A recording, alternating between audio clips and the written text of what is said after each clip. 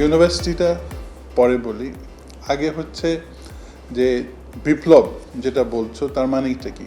Technology available, chat GPT, internet, YouTube সব কিছু আছে, হ্যাঁ, সোশ্যাল মিডিয়া, ফেসবুক। তো এইটার সাথে এডুকেশনের কি সম্পর্ক, আর এডুকেশনের সাথে ছাত্রর কি সম্পর্ক? তো ছাত্র হচ্ছে, তার কাজ হচ্ছে নিজের ব্রেনটাকে ডেভেলপ করা। হ্যাঁ, তো ডেভেলপ কেন করবে? তার একটা জীবনে একটা লক্ষ্য দরকার, যে আমি কি হতে চাই জীবনে।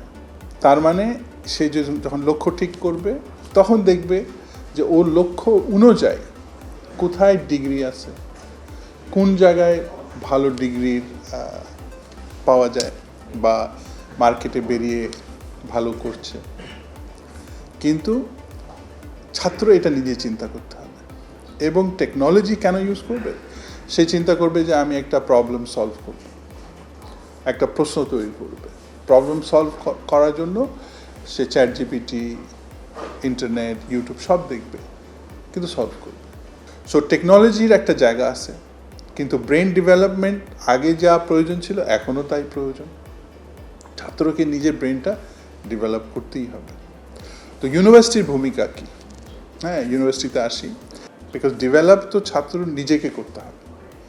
হ্যাঁ, সো ছাত্র যদি নিজেকে ডেভেলপ করতে পারে, তার সুবিধা যেখানে, সেই ইউনিভার্সিটি গেলে তার কম মান হলেও কোনো সমস্যা নেই, বিকজ সে তো নিজেকে ডেভেলপ করার উদ্দেশ্যে ভর্তি হয়েছে। ঠিক আছে, হতে পারে তার বাসা কাছে একটা ইউনিভার্সিটি আছে, হ্যাঁ, তো সে যদি নিজের লক্ষ্যটা ঠিক করে, হ্যাঁ, কি নিবে ইউনিভার্সিটির থেকে, তখন তার ব্রেন কাজ করবে যে আমি এই জিনিস শিখতে চাই যাতে আমি কাজে লাগাতে পারি। হ্যাঁ, কারণ এইটা কেন ইম্পর্টেন্ট?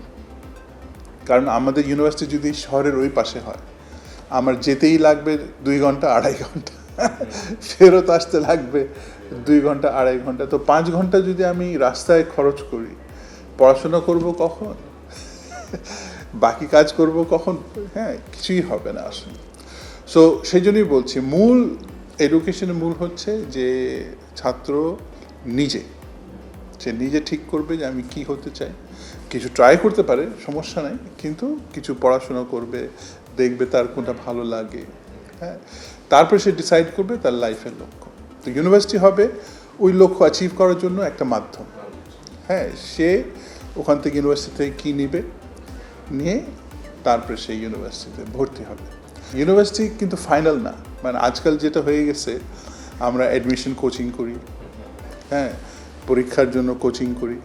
হ্যাঁ, তো এখন পরীক্ষা কোচিং করলাম, পেয়ে গেলাম, বা ডাক্তারি পড়ার জন্য আমি কোচিং করলাম, ডাক্তারি পরীক্ষা পাশ করার জন্য কোচিং করলাম, পাশ করে গেলাম, তারপরে কি?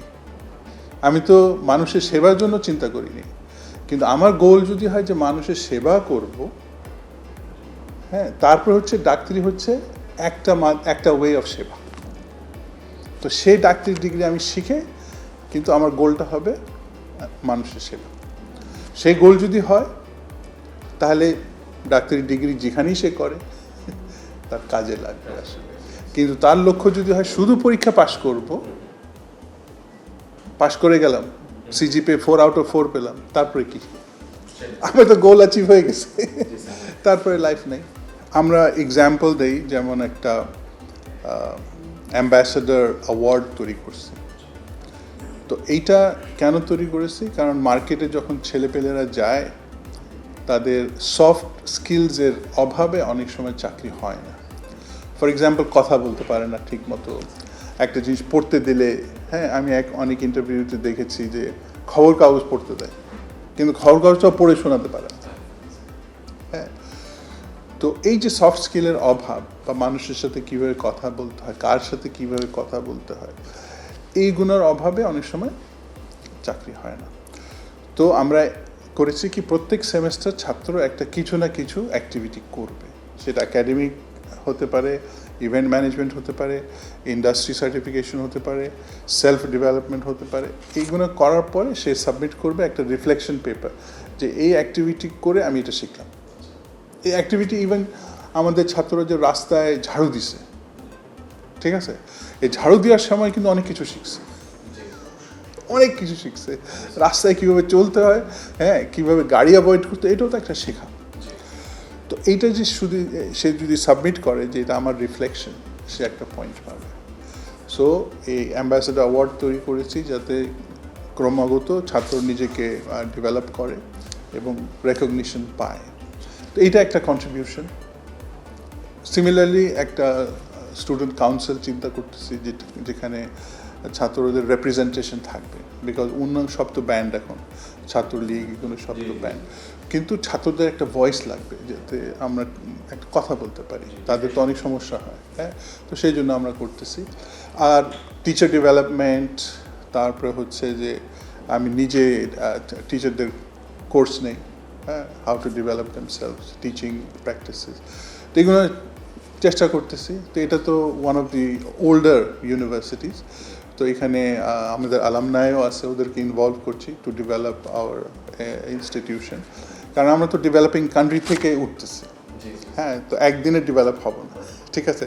তো এটা সবার মিলিত প্রচেষ্টা দিয়ে আমরা ডেভেলপ করতে চেষ্টা করতেছি। আমি কিন্তু এটাই বলবো যে ছাত্র নিজের লক্ষ্য আছে সেই ভর্তি হওয়া উচিত, যার লক্ষ্য নাই সে ইউনিভার্সিটির টাইম নষ্ট করবে, নিজের টাইম নষ্ট করবে, সে কোথাও ভর্তি হওয়া উচিত না।